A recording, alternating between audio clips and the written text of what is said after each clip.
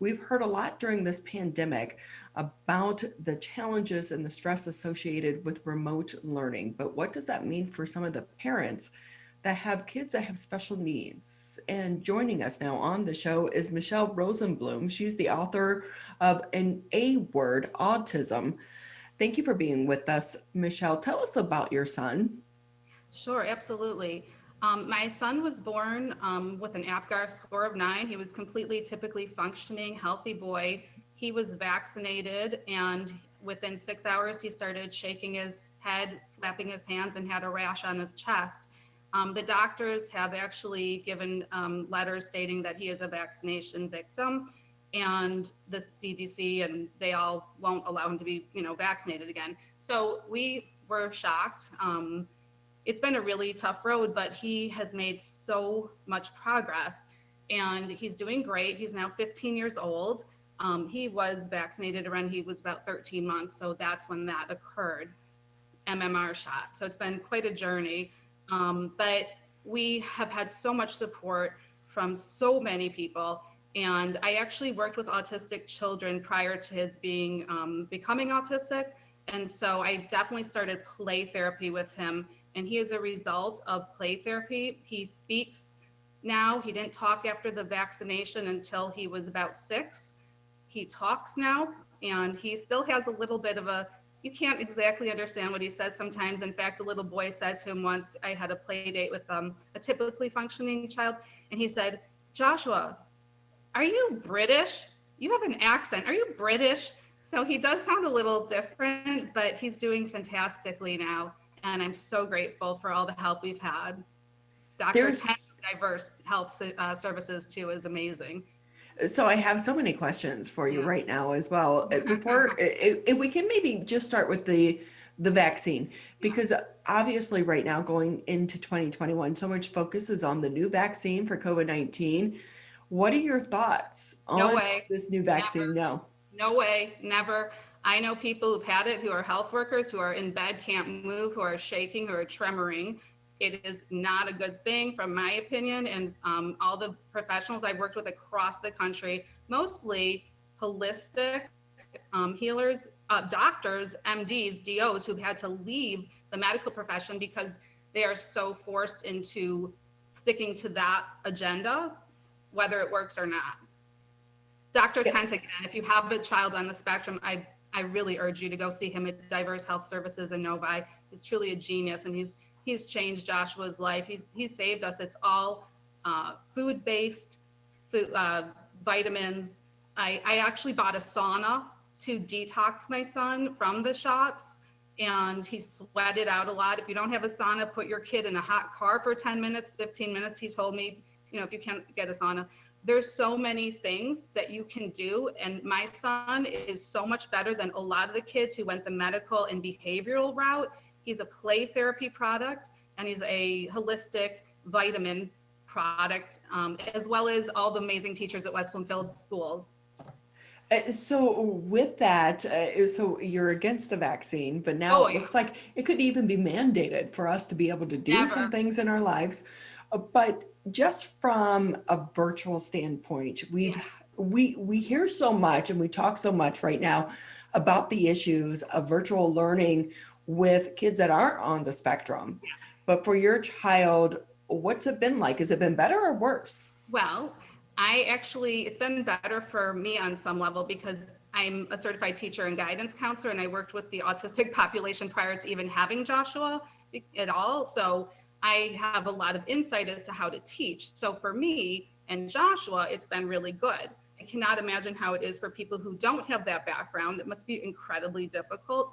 But for us, it's been amazing. We also have the support of Jed Jones, who is the AI teacher that, see, Joshua was going into 9th grade, so he didn't even know any of these people. Jed is not his current online teacher, but he actually takes time to do video chats with him so that he can have circles of communication and learn how to interact with him so he'll know him when he goes back. And then Deb Shaffrin and Renee Samuels are amazing. And Jake Zinke and Janice Schiffers, the counselor. Jake is his speech therapist, and he just had a wonderful online session with Jake and another child that would probably not have happened in person simply because there's so many distractions happening around. And they did this great 30-minute speech session. I was floored. Jake was amazing. I'm so grateful for them all.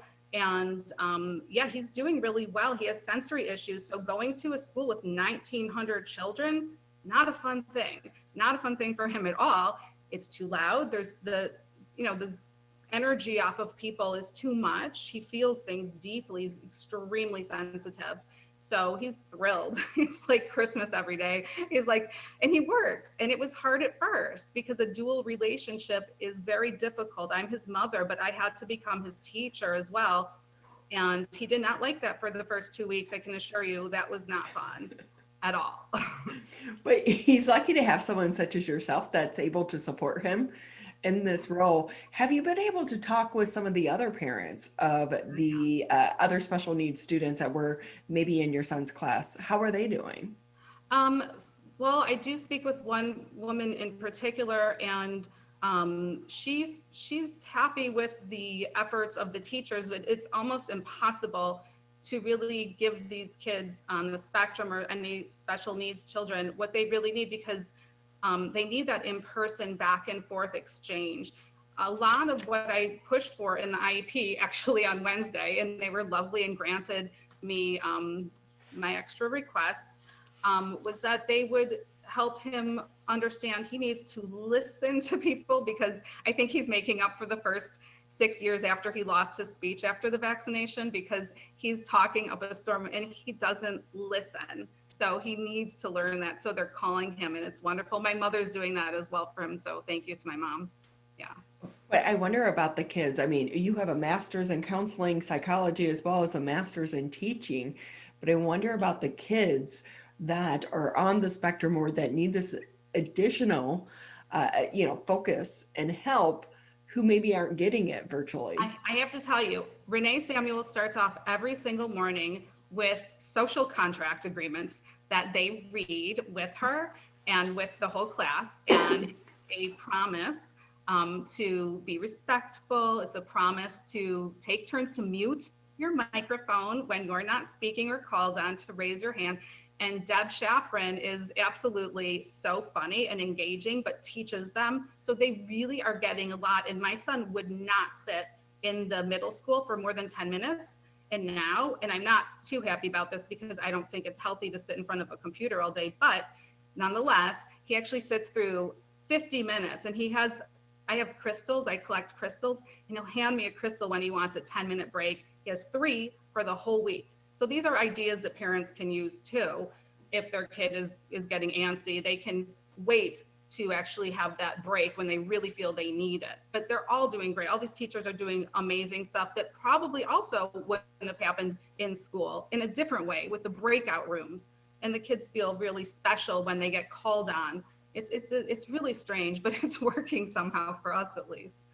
Yeah. Michelle Rosenblum with us here on the Oakland County MegaCast. She's an author of The A Word Autism, but she is also a parent with a son that is on the spectrum. And with that, Michelle, do you think the remote learning is going to be a positive that sticks around for people such as your son and other families post this pandemic? It must for my son, because he won't be going back to school wearing a mask. I think psychologically it's damaging for kids to walk around and feel like they have to stay 6 feet away from someone. And I understand the reasons, and but I don't want him in that environment. So my son will absolutely not be going back if they're saying he has to wear a mask, and I will be homeschooling him. So personally, that's what I would do. Yeah, and obviously you're not going to, well, the vaccine hasn't been approved yet for kids 16 and under. So obviously you wouldn't get him vaccinated either. COVID. One of my great friends who's got stage 4 bone cancer had COVID. She's fine. I'm fine. And I'm not saying that other people aren't affected horribly, but there is a parasite connection too that you might want to look into if you haven't heard about the drug ivermectin. It's actually a drug that they use on animals. There are things that they can do, and they're being blocked from being given out to us in deference for pushing the vaccines, in my humble opinion, but it is an educated opinion. I've been through a lot with this topic. And with that, do you want to talk about your book and what motivated you to write the book? The book was literally like God was screaming at me, you have to write this book.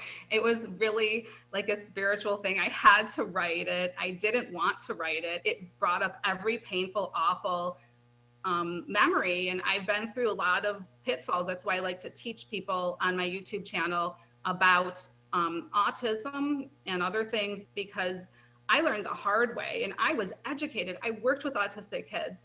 And so I learned a lot of lessons the hard way. So my book basically well, I can give you one story that's useful. If you have a child who's young and they have sensory issues, which most autistic kids do, so they'll have sensory processing disorder, or if your child is diagnosed as PDD, NOS, pervasive developmental disorder, NOS, not otherwise specified, that probably means he's or she, mostly he, it was 1 in 20,000, now it's like 1 in 30, is on the spectrum. So they probably have sensory sensitivity and don't want to touch things, or it's too loud, noises are loud. So my son wouldn't touch sand, he wouldn't touch dirt, he didn't want to really touch anything. So when he was really little, I went to Costco and I got a big, several bags of rice, and I put them in a vat, and I put little things from the dollar store in, and then he had to use his finger to get them. We made it a fun game. Also, play therapy is a big thing that I urge people to do. It is about creating circles of communication. So when my son was shaking his head, flapping his hands after the vaccine for 2 years, he doesn't do that anymore. You can't even tell he's autistic. But when he was doing that, I would go into his world and I would try to bring him across the bridge back to me.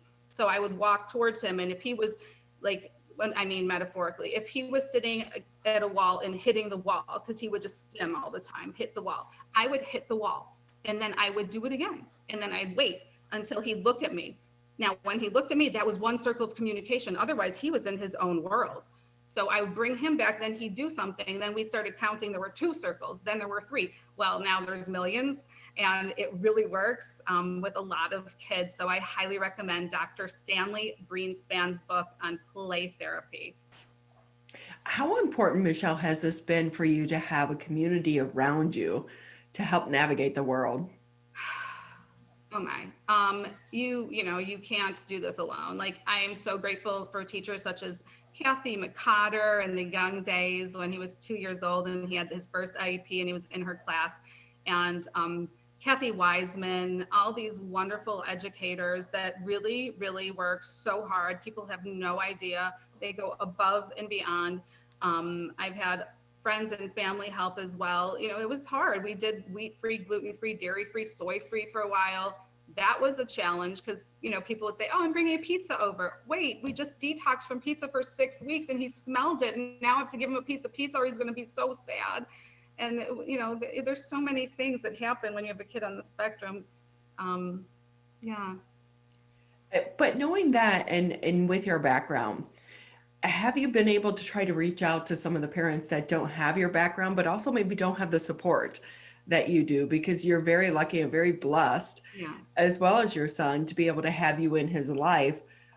But you wonder about like maybe a single mother or single father, and they're having to deal with this on their own. Do that more. I don't even know how. I did form a group several years ago where I would get mothers together. Like, I started this group where we would meet when Larco's was open.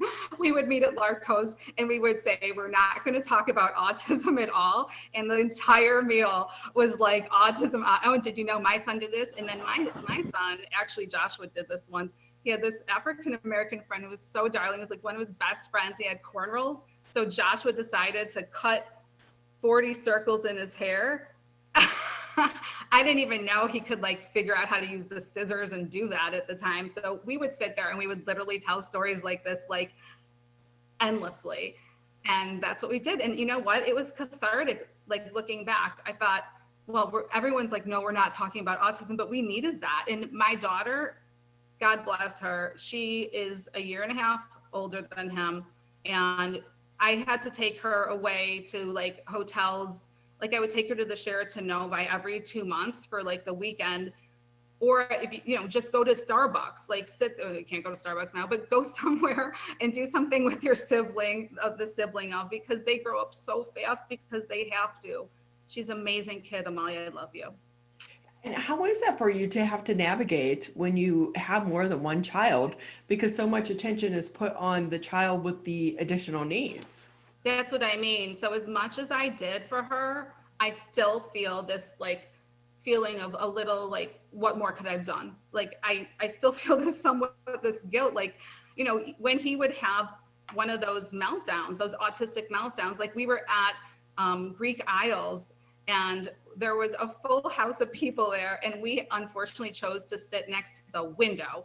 Bad idea, because that's where flies congregate. And at the time, he had a horrible phobia of flies. So, not fries, flies. So he started absolutely screaming bloody murder, like the loudest scream you could ever hear.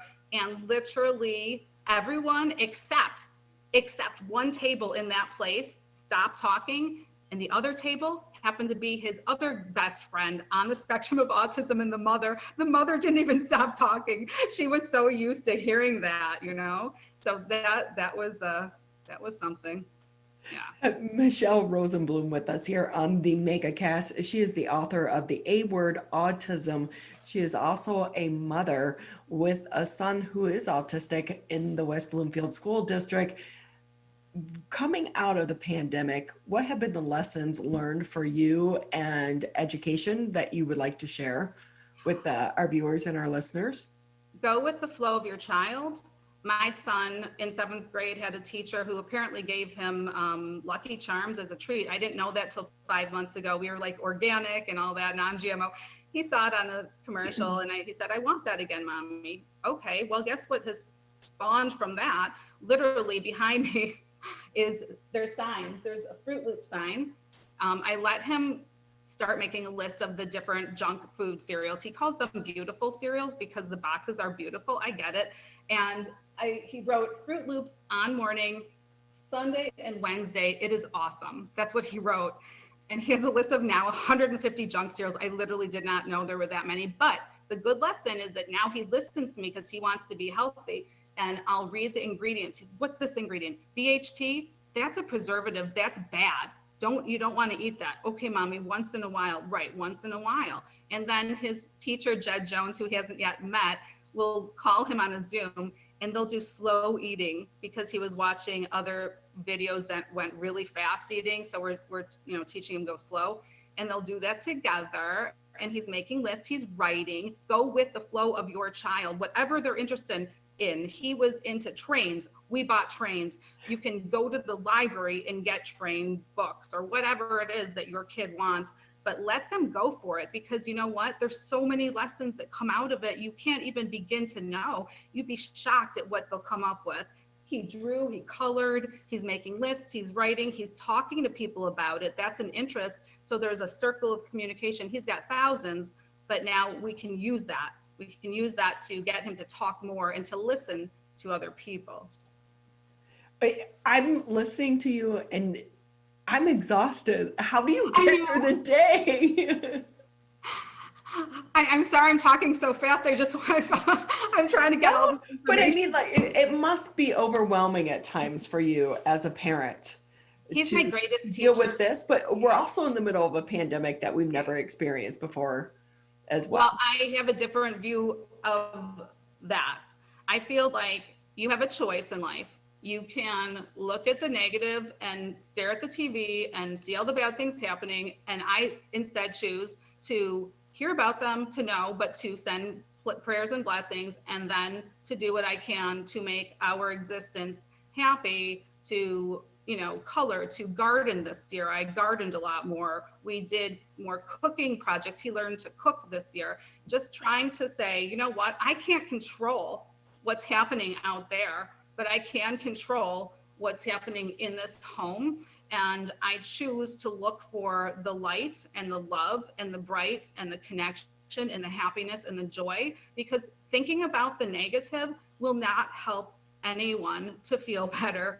Unless there's something you can do about it, then you need to shift your focus. And that's where we have gone. And we've actually navigated in a nice way. And we hope everyone else and wish everyone else all the best during this horrible time. But I think it'll hopefully be over soon and everyone can get back to normal.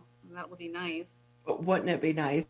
With us, Michelle Rosenblum. Real quickly, though, before we let you go, where can people find your book and also information about your YouTube channel? Oh, thanks. Okay, so my YouTube channel, I talk a lot about quantum healing. That's something else that I will talk about on my YouTube channel. So it's Michelle Rott, Rott Rosenblum, Rosenblum, MSMSED, and that's YouTube. So I'm on YouTube with like 400 videos. And then I have my book, it's The A-Word Autism, and that's on Amazon.